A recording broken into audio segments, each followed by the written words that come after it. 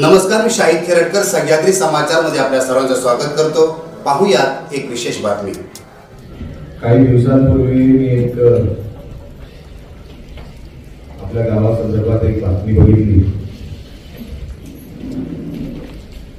आणि तो नदीचा वाढ आता मी इथे बघून आलो आणि त्याच्यामध्ये असलेलं काळं पाणी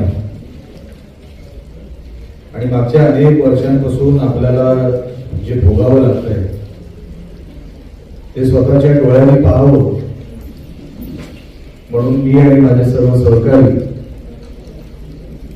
या अगोदर जिथे थांबलो होतो कंपनीच्या काही अंतरावर तिथे स्वतः मी आणि आमचे सगळे पत्रकार बांधव खास करून त्यांनाही मी आणलं होतं की त्यांनी हे बघावं। कुठला तरी एक जागरूक पत्रकार होता ज्यांनी ती बातमी बनवायचा धाडस केलं आणि त्या बातमीच्या आधारावर आम्ही सगळे गावात पोहोचलो। तर खरं तर त्या पत्रकाराचे मनापासून मी अभिनंदन करतो,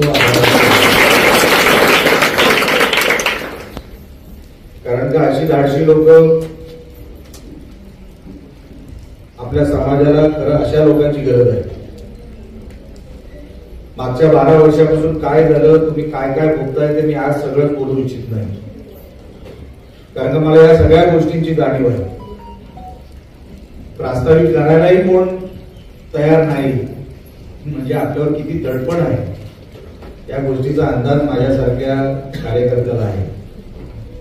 पण तुम्ही आता कोणालाच घाबरायची गरज नाही हे सांगण्यासाठी आज बोलत।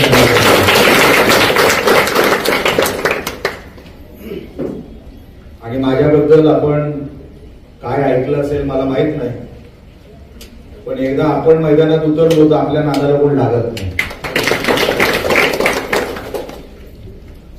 ही लढाई पाण्यासाठी आहे।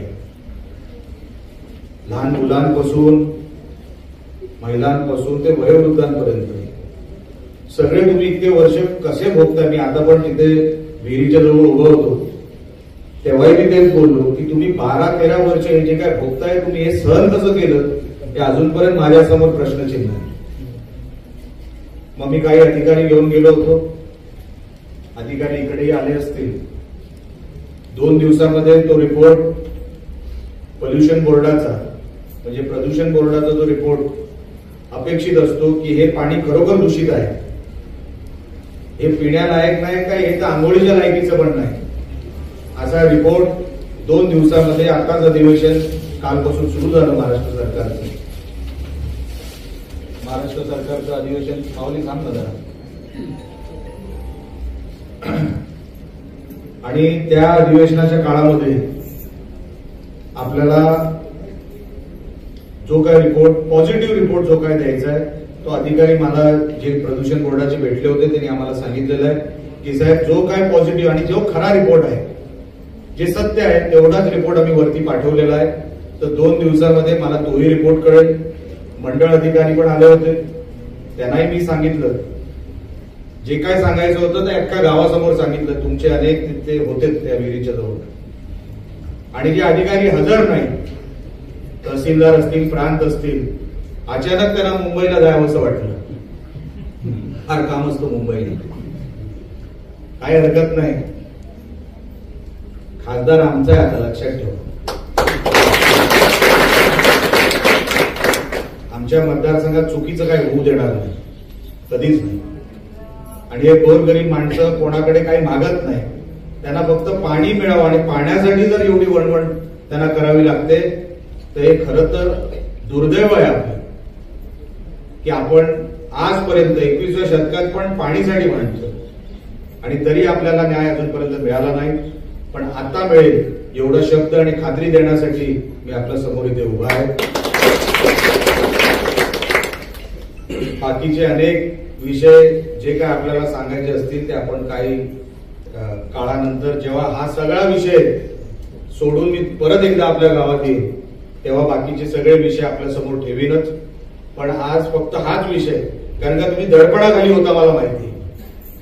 मी त्या इकडेही बोललो की जर तुम्हाला संध्याकाळी कोणाचा फोन आला तर त्याला निलेश राणेचा नंबर द्यायचा, कोणाची धमकी ऐकून घ्यायची नाही।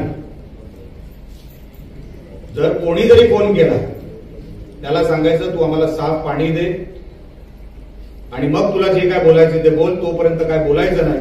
आणि जर काय बोलायचं असेल तोपर्यंत तर निलेश राणेचा नंबर मी देतो, निलेश राणेशी बोलून घे. मला बघायचं कोण काय बोलतो. तुम्ही काय काळजी करायची नाही. मला माहिती आहे एक तर तुमच्या अनेक मीटिंग झाल्या असतील, अनेक लोक तुम्हाला येऊन वेगवेगळं काहीतरी सांगून गेलं असेल,